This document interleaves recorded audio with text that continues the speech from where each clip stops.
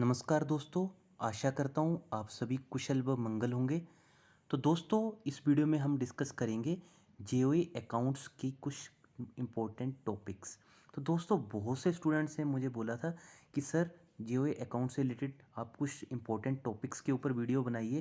तो दोस्तों, इसी दिशा में मैंने कुछ टॉपिक चुने हैं जिनके ऊपर मैंने वीडियो बनाना स्टार्ट किया है। अगर आपको लगता है कि मुझे इन टॉपिक्स को इंक्लूड करना चाहिए, मुझे पर्टिकुलर टॉपिक्स के ऊपर वीडियो बनानी चाहिए, तो प्लीज़ कमेंट करके ज़रूर अपनी राय देना। तभी मैं वो टॉपिक्स इंक्लूड करूँगा। नहीं तो जो मैंने जेओए अकाउंट्स के लिए एमसीक्यू वाली टेस्ट सीरीज स्टार्ट की हुई है, मैं उसी को कंटिन्यू कर दूंगा। जैसा आपको लगे आप प्लीज़ एक बार ज़रूर अपनी फीडबैक देना, ताकि मैं उसके अकॉर्डिंग नेक्स्ट प्लान कर सकूं। क्योंकि दिसंबर में आपको पता आपका जेओए अकाउंट्स का एग्ज़ाम शेड्यूल कर दिया है एचपीएसएससी ने।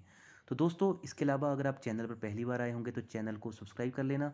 वीडियो अच्छी लगे तो प्लीज़ लाइक करना, अपने दोस्तों के साथ भी शेयर करना, ताकि उनको भी इन वीडियो से फ़ायदा हो सके। आप चाहें तो वीडियो को फेसबुक, व्हाट्सएप, इंस्टाग्राम, टेलीग्राम हर जगह शेयर कर सकते हैं।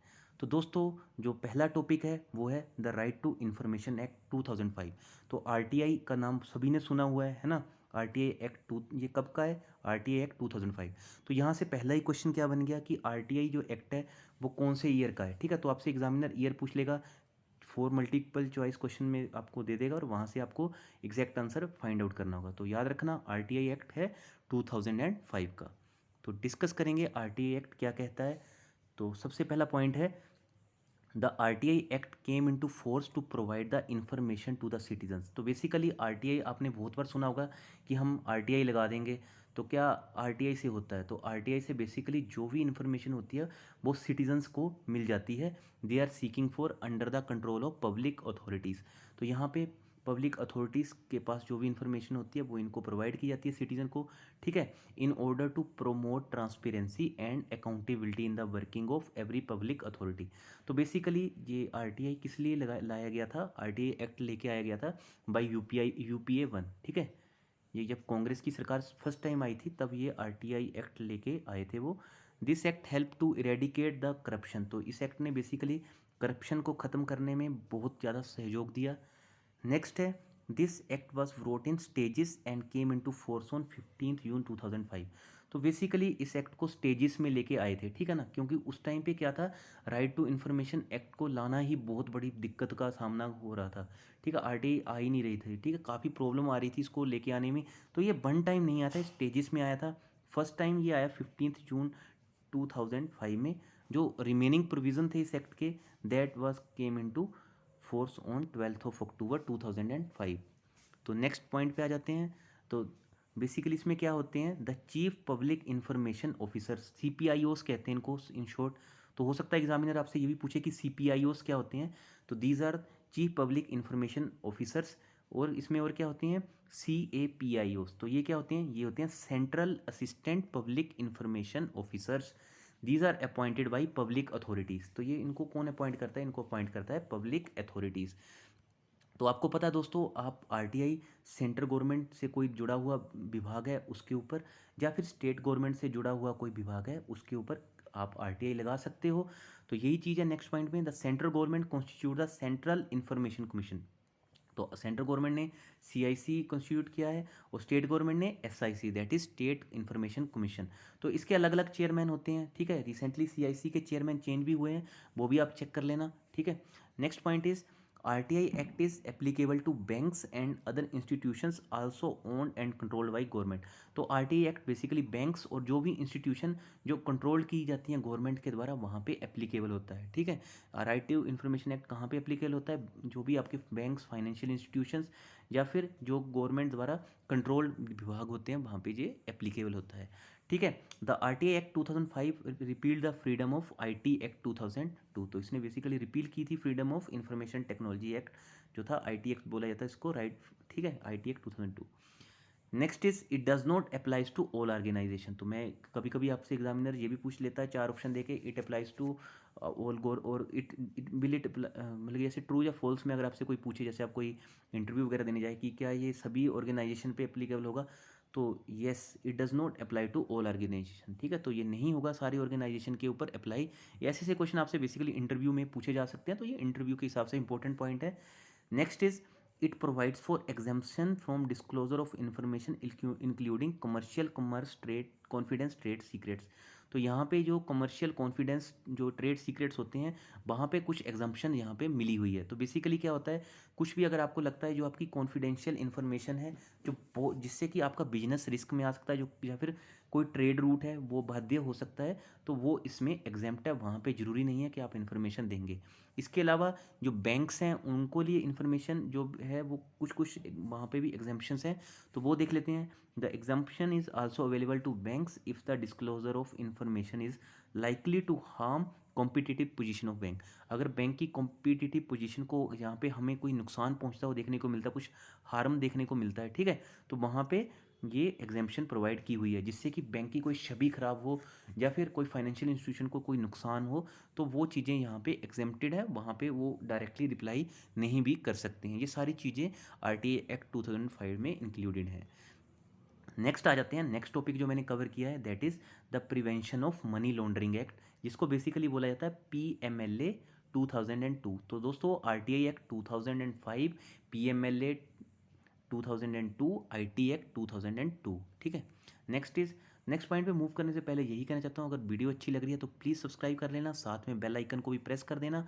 इसके अलावा आप हमें इंस्टाग्राम पे फॉलो कर सकते हैं, इंस्टाग्राम में सर्च कीजिए स्ट्रीट स्टडी 247, सेम चैनल आपको देखने को मिलेगा। इसके अलावा टेलीग्राम पे भी ज्वाइन हो जाइए, टेलीग्राम पे भी मैं हर वीडियो अपडेट्स या मुझे कुछ कभी भी इंपॉर्टेंट पॉइंट लग जाता है तो वो मैं टेलीग्राम में अपडेट करता रहता हूँ। जैसे रिसेंटली मैंने सीड के ऊपर बताया कि जो हल को जो बेसिकली जो हॉर्न ऑफ अफ्रीका है उसमें बेसिकली कौन सी कंट्रीज हैं, या फिर ऐसे समय जो भी मेन पॉइंट्स होते रहते हैं वो मैं वहाँ पे डालता रहता हूँ जो एग्जामिनेशन पॉइंट से इंपॉर्टेंट है, और कुछ उनके ट्रिक्स भी मैं वहाँ पे बताता रहता हूँ। तो आप टेलीग्राम चैनल पे भी ज्वाइन हो सकते हैं, ठीक है। और वीडियो अच्छी लगती जाए तो प्लीज़ साथ साथ में लाइक भी करते रहना। नेक्स्ट पॉइंट इज़, तो PMLA क्या था, प्रिवेंशन ऑफ मनी लॉन्ड्रिंग। तो सबसे पहले आपको पता होना चाहिए मनी लॉन्ड्रिंग क्या होता है। तो दोस्तों मनी लॉन्ड्रिंग क्या होता है, बेसिकली आपने सुना होगा कि ये काला धन है। काला धन क्या होता है, इसी को रोकने के लिए PMLA आया था। तो काले धन में क्या होता है कि जहाँ पे आप कोई भी टैक्स पे नहीं कर देते हो, ठीक है, इन जहाँ पे आपको कोई भी इनकम टैक्स या फिर कोई भी आपको टैक्सेशन पे नहीं करते हो, वो आपका बेसिकली काला धन होता है। तो इसी के खिलाफ ये बेसिकली PMLA लाया गया था। तो money laundering it is the illegal process of concealing the origin of money obtained illegally by passing it through a complex sequence of banking transfer और कमर्शियल ट्रांजेक्शन। तो मनी लॉन्ड्रिंग क्या है, एक illegal process है जिसमें basically क्या होता है, मनी को रोटेट किया जाता है, ठीक है। बेसिकली इसमें क्या होता है, जो भी मनी लॉन्ड्रर होता है जो इसको करवाता है उसका काम क्या होता है कि वो बेसिकली अपनी ट्रांजेक्शन को इधर उधर घुमा के हेर फेरी करके, या जिसको कह सकते हो क्लीन मनी लेके आना, ठीक है, ये मनी लॉन्ड्रर का मेन काम होता है। So the overall scheme of the process is to return the clean money to the launderer in an obscure and indirect way. Obscure मतलब धुंधला कोई रास्ता जिसमें आपको कुछ क्लैरिटी ना दिखती हो। नेक्स्ट आ जाते हैं, तो यहाँ पे स्टेजेस मनी लॉन्ड्रिंग की कितनी है ये भी कभी कभी एग्जामिनर आपसे पूछ सकता है। ऑप्शन दे देगा 2 स्टेजेस, 3 स्टेजेस, 4 स्टेजेस, 5 स्टेजेस। तो राइट आंसर होगा 3 स्टेजेस। कौन कौन सी हैं वो देख लेना आप। सबसे पहली है प्लेसमेंट, नेक्स्ट इज लेयरिंग और last one is integration. Placement मतलब आप पहले सबसे पहले जो भी आपका ब्लैक मनी है आप उसको प्लेस कर दिया, ठीक है, एक जगह रख दिया, ठीक है। लेयरिंग मतलब अब आपने इसको डिवाइड कर दिया कि ये ट्रांजेक्शन मुझे इस रूट से घुमानी है, ये ट्रांजेक्शन मुझे डिफरेंट रूट से घुमानी है। और इंटीग्रेशन मतलब कि फाइनली आपने उन सारी ट्रांजेक्शन को आपने जो लेयर बना के रखा हुआ है उसको इंटीग्रेट करके दोबारा से जो पैसा था उसको इलीगल वे से क्लीन मनी बना देना, that is called integration. Next is the PMLA act 2002 was introduce to prevent money laundering. तो PMLA एक्ट किस लिए आया था, ये मनी लॉन्ड्रिंग को ही रोकने के लिए। Next is this act provides harm punishment for the offences of money laundering. तो ये बहुत ज़्यादा हार्श पनिशमेंट यहाँ पे मिलती है जो भी इसमें ऑफेंसेस आते हैं। Certain obligations have been made on financial institutions, banking companies and NBFCs to maintain the record of transactions, identity of clients. तो यहाँ पे बेसिकली जो भी बैंक्स हैं या फिर फाइनेंशियल इंस्टीट्यूशन है, क्योंकि जितनी भी ट्रांजेक्शन होंगी मैक्सिमम तो आपको पता है फाइनेंशियल इंस्टीट्यूशंस, NBFCs और बैंकिंग के थ्रू होंगी, तो उनको बोला जाता है कि आप जितनी भी ट्रांजेक्शन होती है सबका रिकॉर्ड मेंटेन रखिए। तो भी आप कभी जाओगे तो आप कहीं भी कभी भी किसी बैंक में जाना, तो अगर आपको लगता है कि मेरे को 5 साल पहले मैंने क्या ट्रांजेक्शन किया है, तो आप वो भी वहाँ पर जाके ईजिली मांग सकते हो, क्योंकि वो कम से कम 10 साल का रिकॉर्ड आपका एज इट इज़ रखते हैं ताकि ऐसी सिचुएशन को कर्व किया जाए। Next is a directorate is appointed by central government has the right to call for records and impose penalties. तो यहाँ पे एक डायरेक्टर अपॉइंट किया जाता है, ठीक है, सेंट्रल गवर्नमेंट द्वारा। तो दोस्तों मैं आपको डायरेक्टर्स के ऊपर भी वीडियो बना के बता दूंगा। बहुत से बार यही पूछा जाता है कि पब्लिक कंपनी में कितने डायरेक्टर्स होते हैं, प्राइवेट कंपनी में कितने डायरेक्टर्स होते हैं।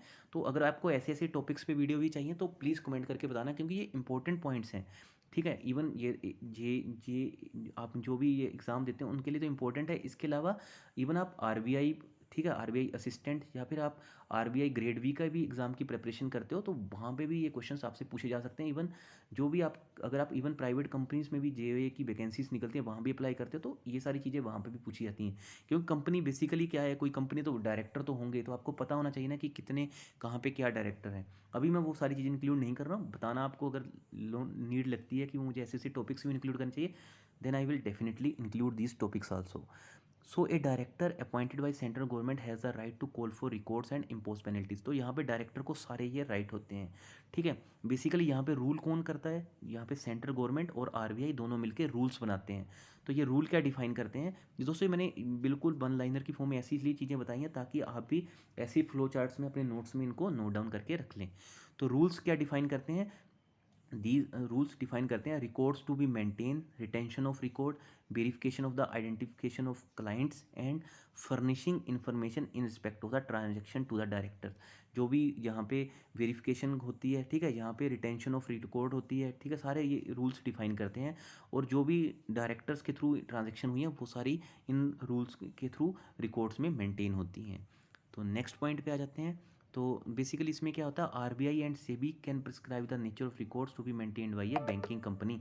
यहाँ पे आरबीआई और सेबी दोनों मिलके काम करती हैं और ये बताती हैं कि कौन कौन से किस हिसाब के हमें रिकॉर्ड मेंटेन करने हैं, ठीक है। तो आरबीआई आपको पता है कौन है, reserve bank of India, and SEBI क्या है, securities exchange board of India. RBI सारे बैंक्स को रिकॉर्ड, जो भी बैंकिंग या फाइनेंशियल इंस्टीट्यूशन उनको रिकॉर्ड रखती है। और सेबी क्या है, सेबी वॉचडॉग का काम करती है किसके ऊपर, बीएससी एनएससी के ऊपर। तो दोस्तों सेबी का नाम इसलिए यहाँ पे इंक्लूड हुआ, आपको याद होगा एचडीएफसी, ठीक है, एचडीएफसी में चाइनीज़ बैंक ने 1% के अराउंड स्टेक खरीद लिया था, अगर आपको याद होगा, जब कोरोना वायरस के टाइम पे स्टॉक मार्केट बहुत नीचे आ गई थी। दोस्तों मैं स्टॉक मार्केट फटाफट न्यूज़ भी डेली कवर करता रहता हूँ, वो भी मैं इसलिए कवर करता हूँ, ये सारी चीज़ें अगर हम फाइनेंस से रिलेटेड चीज़ें देखें तो सारी चीज़ें एक दूसरे से रिलेटेड रहती हैं। तो वहाँ पे एचडीएफसी में क्या हुआ था, चाइनीज़ बैंक ने 1% से ज़्यादा का वहाँ पे स्टेक खरीद लिया था। तो उससे क्या हुआ, वो न्यूज़ मीडिया में बहुत ज़्यादा आ गई। अभी तो बहुत ज़्यादा रिस्ट्रिक्शंस भी कर दी गई हैं। आप अगर आप फॉरेन इंस्टीट्यूशनल इन्वेस्टर करके, अगर एफआईआई करके अगर आप इन्वेस्टमेंट करना चाहोगे तो अभी थोड़ा सा तो वहाँ पे हमने देखा था कि लूप होल्स थे, तो उसको अभी सरकार ने काफ़ी कवर भी किया है। तो ये सारी चीज़ें जो भी आरबीआई और सेबी के जो को किस हिसाब से अपने रिकॉर्ड्स को प्रिजर्व करके रखना है, वो भी यहाँ पे चीज़ों का टेक केयर किया जाता है। यहाँ पे मैं इसलिए इतनी डिटेल में आपको चीज़ें बता देता हूँ कि क्योंकि आपको कंसेप्ट क्लियर होने चाहिए कि ये अगर मैंने सेबी वर्ड यूज़ किया तो किस हिसाब से आया। तो इसलिए मैं आपको करंट टॉपिक्स साथ साथ में बताता रहता हूँ ताकि आपके सारे ये डाउट्स क्लियर हो सकें। तो दोस्तों इसके अलावा जो स्टॉक मार्केट फटाफट न्यूज़ डालता हूँ, अगर आपको नहीं भी समझ आता तब भी आप उन वीडियोज़ को थोड़ा सा देखा कीजिए। कैसे मैं कंपनीज़ की बैलेंस शीट में बताता हूँ कि किस हिसाब से quarter on quarter, year on year profit हो रहा है। अगर आपको लॉन्ग टर्म अगर फाइनेंस सेक्टर में रहना है तो आपको ये सारी चीज़ें मेरे हिसाब से आपको नॉलेज होनी चाहिए। Next is all cash transaction होता value more than 10 lakh rupees और its equivalent in foreign currencies are covered by the act.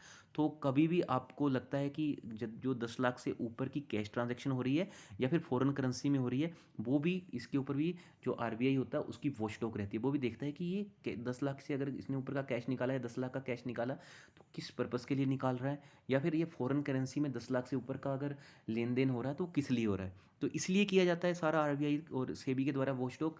Basic reason यही है ताकि कर्व किया जाए मनी लॉन्ड्रिंग के केसेस को।